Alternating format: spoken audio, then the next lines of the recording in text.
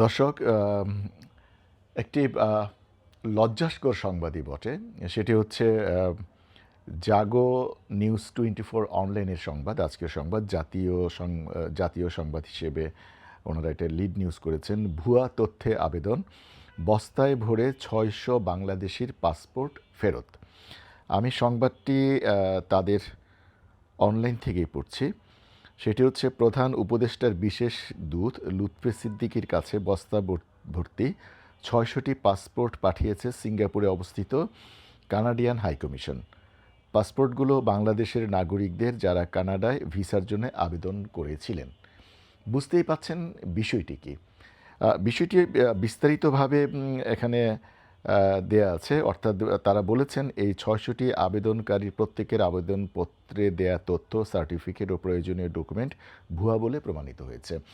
আসলে লজ্জার কারণটি কি, আমরা ইতিমধ্যেই জেনেছি যে আমেরিকা আমাদের ইমিগ্রেশন ভিসা স্থগিত করছে। তারা আমাদের ভিসার মধ্যে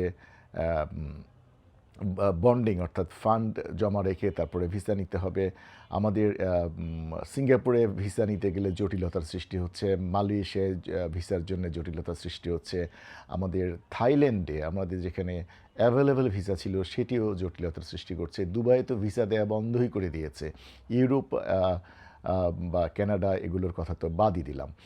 তো আবার যদি এই দুঃসংবাদটি আমাদের জন্য আসে, তাহলে এটি জাতির জন্য কী পরিমাণে লজ্জাস্কর এবং আমাদের ব্যক্তিগতভাবে কী পরিমাণে লজ্জাস্কর আমরা বুঝতেই পারছি। দর্শক, আমরা যারা এগুলো নিয়ে অনেক কথাবার্তা বলি, অনেক সমালোচনা করি যে কেন ফার্স্ট ওয়ার্ল্ড কান্ট্রি অর্থাৎ প্রথম শ্রেণীর দেশগুলো কেন আমাদের ভিসাগুলো রেস্ট্রিক্টেড করে দেয়, শুধুমাত্র এই সমস্ত কিছু বাজে লোকের কারণে, যারা কিনা ভুয়া সার্টিফিকেট, ভুয়া তথ্য, ভুয়া ব্যাংক ব্যালেন্স এগুলো দিয়ে তারা আমাদের সমগ্র জাতিকে বিশ্বের কাছে অপমানিত, অপদস্থ করছে।